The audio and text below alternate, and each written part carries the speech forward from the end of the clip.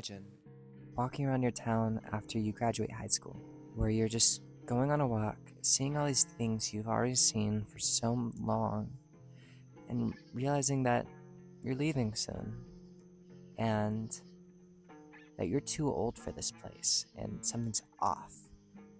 There's just something strange in the air. It's a little somber, but there's still exciting futures ahead. But this land here is not for you anymore.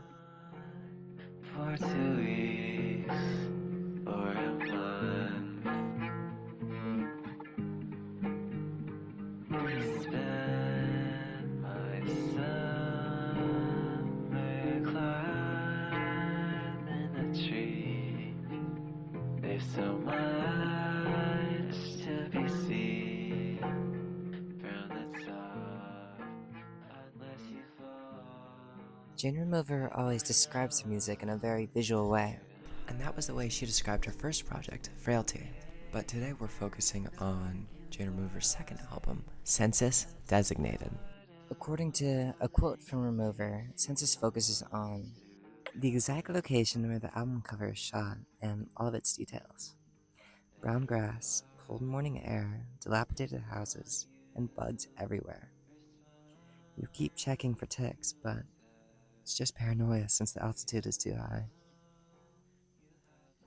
This aesthetic, which is, in Jane's case, the one of the Pacific Northwest, but can be found across a lot of the northern United States,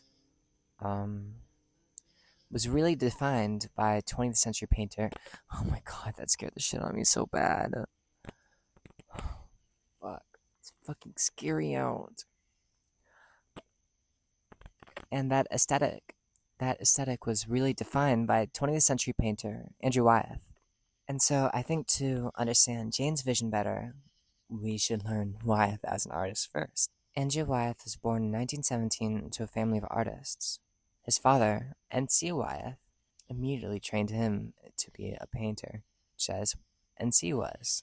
Wyeth was trained in figure study and watercolor from an incredibly young age, making him super skilled, and gained perception on painting, this mentality of not really caring about what people think about it and focusing on what he thought about the work and that resilience to it, and also a mentality that you should paint past what's actually in the scene. This is always adopted from his father at a young age.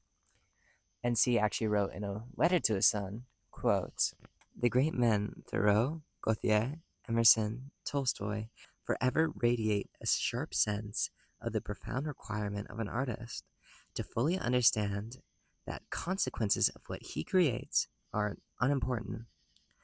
Let the motive for action be in the action itself and not the event.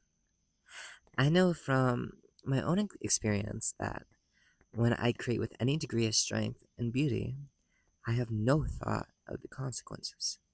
Anyone who creates for this effect, to score ahead, does not know what he is missing." His focus on art in his youth, paired with being homeschooled, led him to lead an extremely isolating life. He was alone for a lot of his childhood, just painting and practicing and learning with his family, which explains a lot of the meditative nature of his pieces.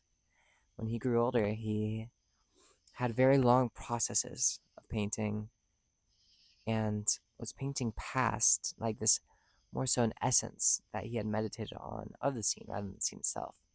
But we'll get there in a minute. His father who had been teaching him, N.C. Wyeth, we're not on a first name basis, so I should throw in the last name. His father, N.C. Wyeth, was a part of the Brandywine School, which was a school of painting that was very notable for its inclusion on young boys' book covers, these scenes of action adventure. N.C. was one of the best. Wyeth, from a young age, was very skilled at his work, selling pieces in galleries at only 18. Wyeth's work would incarnate its aura, its pondering, soft nature, until a life-changing moment. His father was struck by a train when his car stalled out on the tracks. It was only a few minutes from Wyeth's family home, and Andrew lost his mentor and his father. I'll just read a quote from him on how it affected his career. When the emotion thing really became most important was the death of my father in 1945. He was killed when a train hit his car at a crossing. We had a wonderful friendship. Of course, he had been my only teacher, and he was a wonderful, remarkable person. When he died, I was just a clever watercolorist, lots of swish and swash. When he died, well, now, I was really on the spot, and I had this terrific urge to prove that what he had started me was not in vain. To really do something serious and not play around with it, doing caricatures of nature. I had a vast gloomy feeling. Fortunately, I had always had this great emotion towards the landscape, and so with his death, I seemed to, well, the landscape took on a meaning, the quality of him. The first tempera I did after that is called Winter 1946. It is of a boy running, almost tumbling down a hill across a strong winter light, with his hand flung wide and black shadow racing behind him, and bits of snow, and my feeling of being disconnected from everything. That hand drifting through the air was my free soul, groping. Over the other side of that hill was where my father was killed, and I was sick I had never painted him. The hill finally became a portrait of him. I spent that whole winter on the painting. It was just the one way I could free this horrible feeling that was inside of me. And there was this great excitement. For the first time in my life, I was painting with a real reason to do it. This life changing moment created the aspects of Wyeth, these notable elements that you can see in his work. Starting, I think the most striking element is his color palette. It's incredibly washed out and bland. Instead of a blue sky, it's this white mass above, and the fields are this light ochre mixed in with white and black just to make it a bit more neutral, a bit more washed out and feelingless. He also has this sense of thoughtfulness behind his pieces, um, which I've touched on briefly. But he's talked about in interviews about how he wasn't really painting the subject specifically. For example, he would call himself not even a realist or a I'm not sure what the actual name for that is, but someone who does realist works. He'd not consider himself one because he thought he was really making more surrealist work. Because while his works look like reality to a major degree, he was really painting the emotion of it, the feeling. Like in this interview from Life magazine, which I read, he was painting a portrait of, I believe, a World War II veteran. And he said about how he ran his hands over the guy's bald head. And he has this very, like, notable, like, head shape.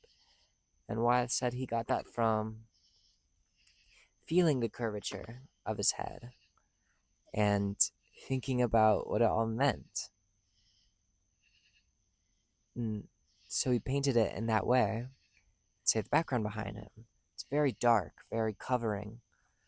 And a lot of that was meant to evoke these feelings of, a dark war in his past, a strenuous event, this malaise that hangs over you after.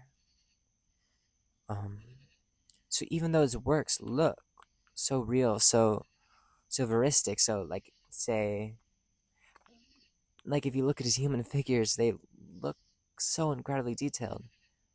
But he's really painting this more abstract, impossible to define feeling. Also mentioned about how he liked to capture glimpses. Like, a lot of his paintings are things he saw and years went by, and he just couldn't get those images out of his head. We would talk about how the process of making artwork was really long term, and how it created, or it needed, a lot of meditation and waiting, and he chose to meditate on these little glimpses that he caught that out of out of the corner of his eye that were so striking that years later they hadn't left. And his images have this quality. If you look at it, they're very simple scenes, but there's this mournfulness, this pausing. I always find these scenes that or that I feel when I capture a glimpse of something and just see it out of the corner of my eye, but your mind just stays there because there's something so profoundly sad and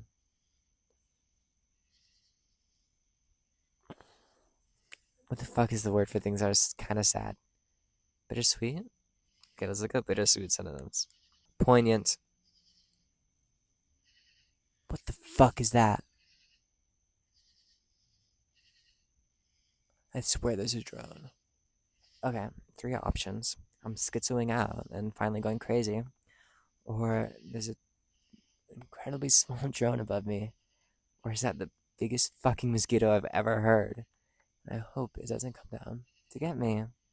Anyways, these poignant moments of recollection and meditation on these scenes is what he was trying to capture. What the fuck is that? That is something. There is something in front of me. Fuck was that? Now that I've defined Wyeth's sensibility and his tendencies as an artist, let's get back into Jane. I wanted a lot of the material on this album to be up for interpretation. I know the meaning of everything in this album, but I wanted to keep it vague. But have enough laid out on the table for people to interpret it in more than one way. This section is formal analysis mixed in with Jane's commentary mixed in with my own feelings. And I wanted to preface it because I don't want people to because you shouldn't be expecting a completely veristic, 100% truthful reading of this, because this is my reading, because you're on my YouTube channel.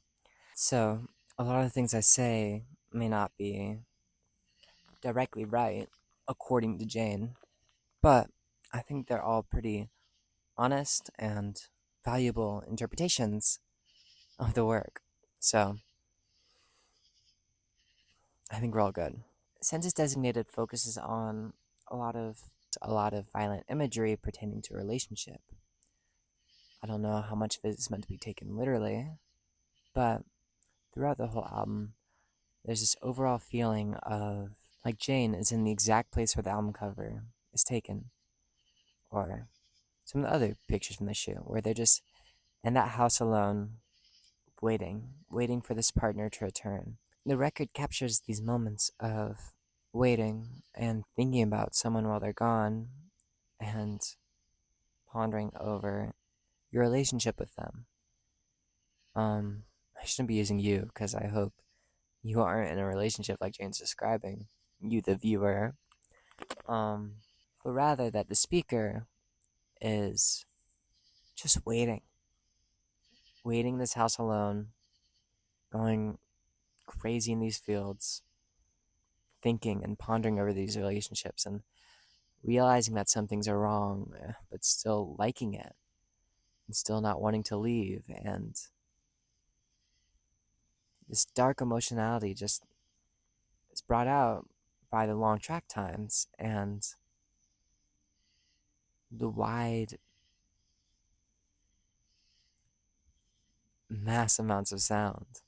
Personally, for me, this record is a very dark, isolating, very isolating, almost overwhelmingly somber experience, but in that, incredibly cathartic.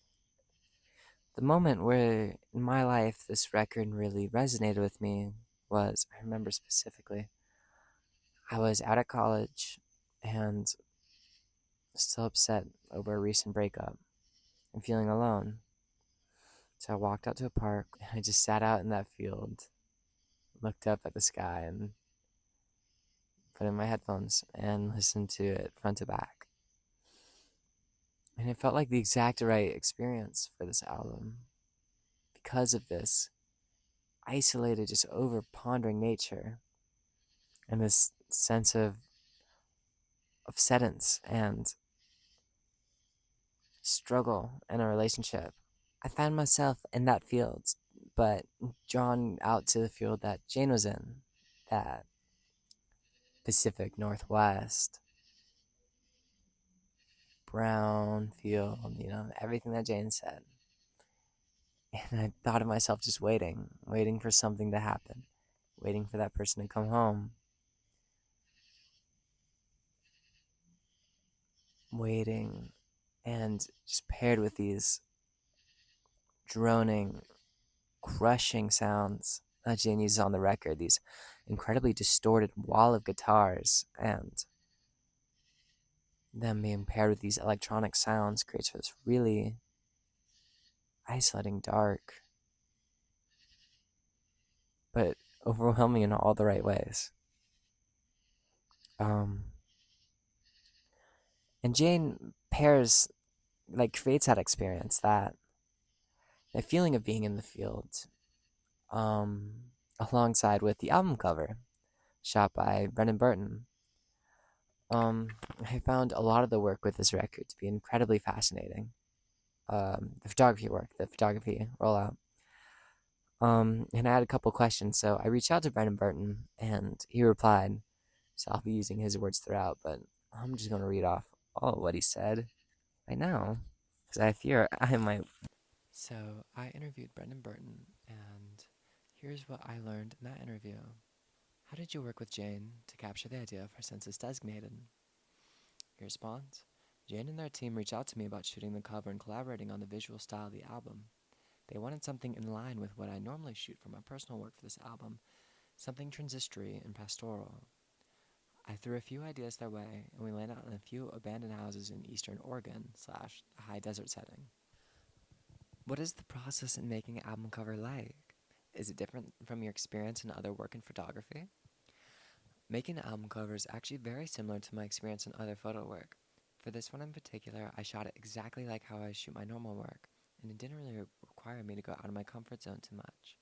Jane was extremely cool to be willing to go into some of those extremely old houses.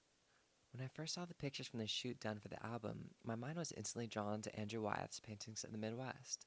Was this an inspiration for elements like location, color, and framing? Andrew Wyeth was a huge inspiration for me, color-wise and thematically. There's a certain air of melancholy to his work that I find often is present in my own. How did the ideas for the campaign change, if at all, while you worked on the project? Were there any notable struggles or hurdles with that or the shoot itself? The only real struggle we faced on the shoot was hitting a pronghorn antelope in the desert after the sunset.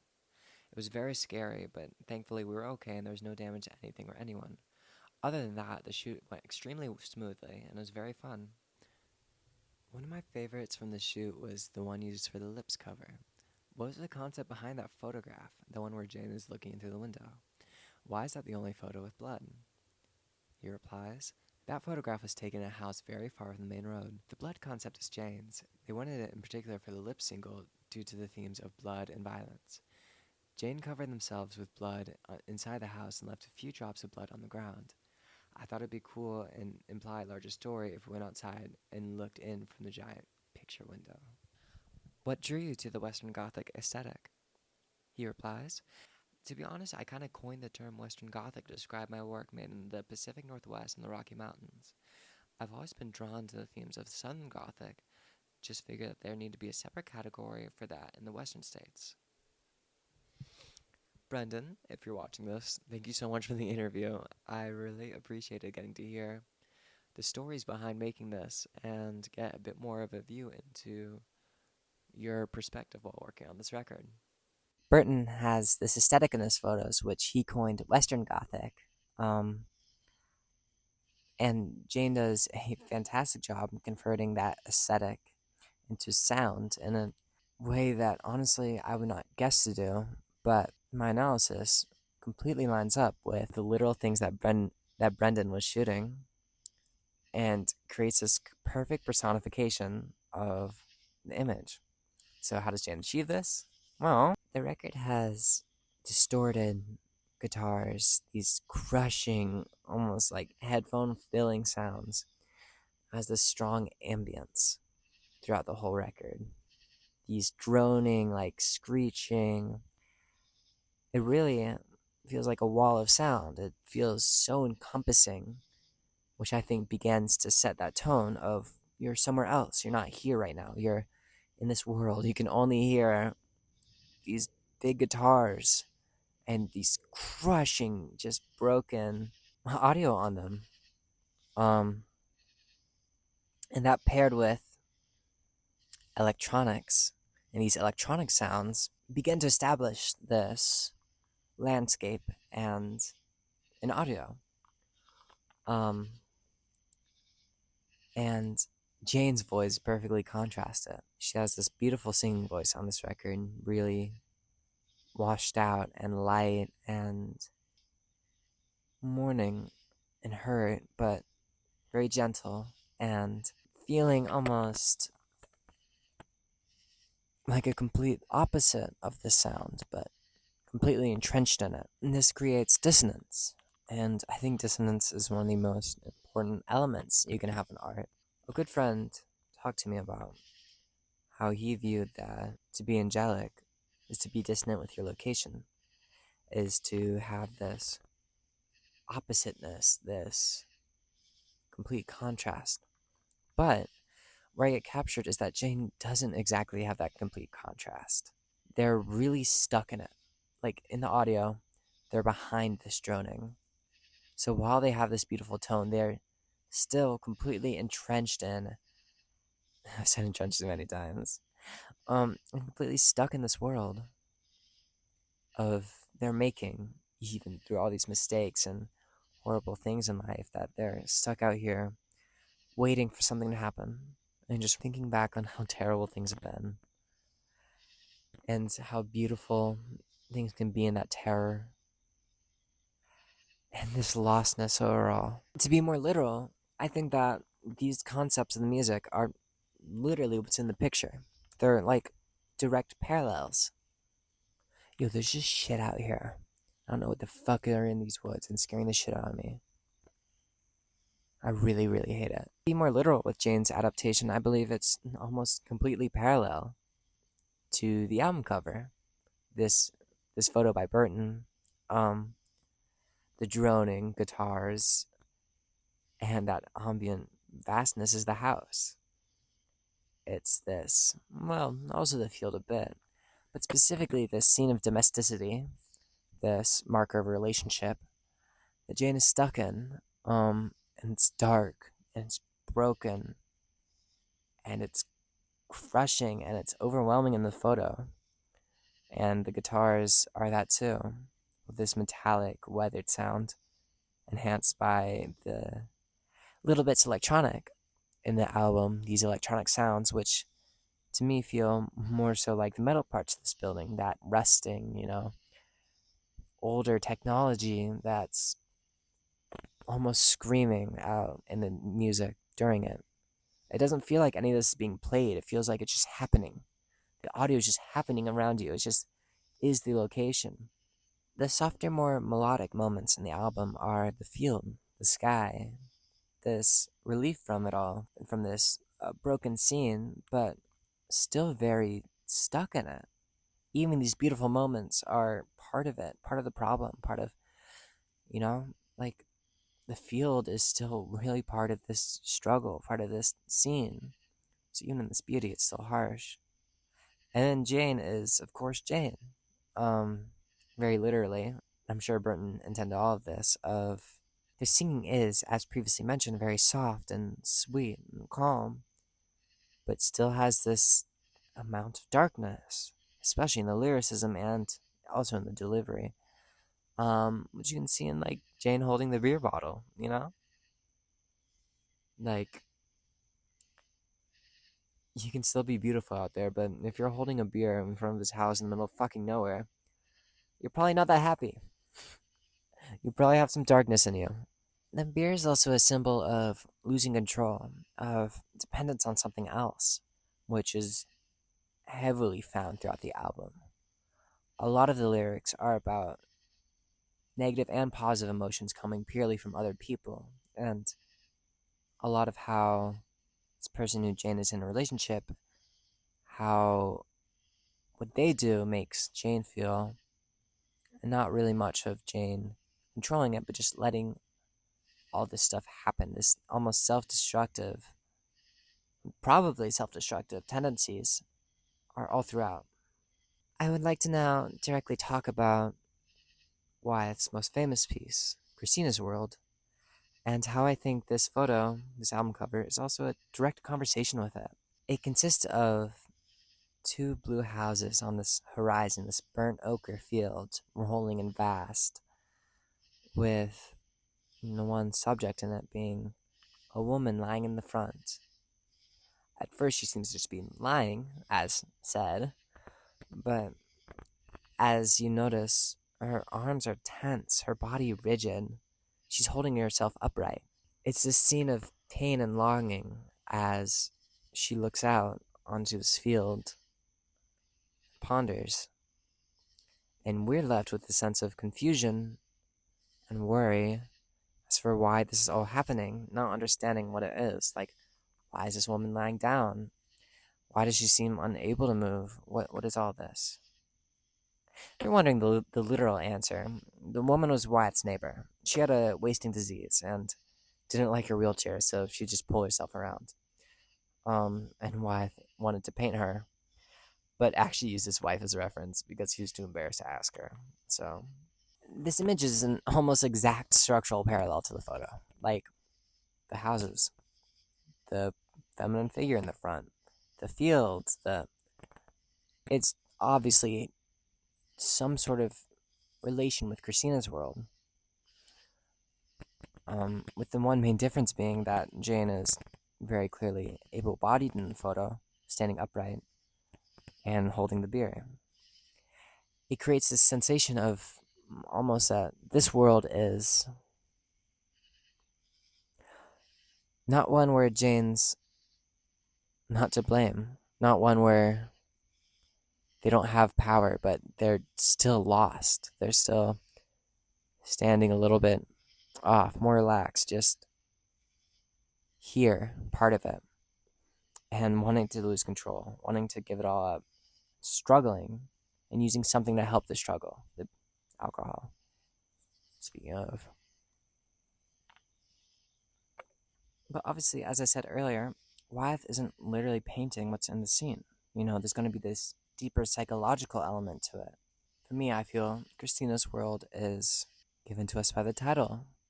She's literally looking out onto her world. It's this view of the places that she's stuck by, being without mobility. And this is really all it is. This is her life, and she can't really easily leave these places. There's a sense of this trapped feeling out there. And it's also a psychological world. It's a representation of her mind. It's a literally projecting on the canvas what Wyeth thought she was feeling, and what Wyeth saw in her, and whatever was so forlorn, so notable that he had to paint it and capture it over months and months. And I believe with Jane, it's also their world. It's the psychological world that they have. Obviously, Jane's clearly thinking about a relationship a lot, thinking about these living quarters and these crushing feelings, and thinking about all of these things discussed in the lyrics. And so, this painting is also Jane's psychological world, this representation of the self. So, thanks for watching. This video took a long time. I even did an interview for it, so watching all the way to the end really does mean a lot. And I hope you can take away from this video,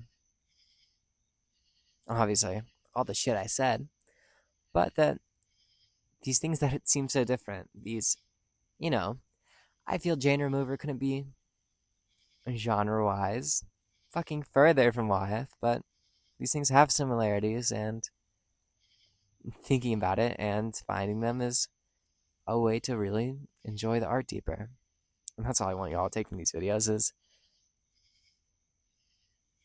think about things a little harder. So I hope I was able to give that to you today. And thank you.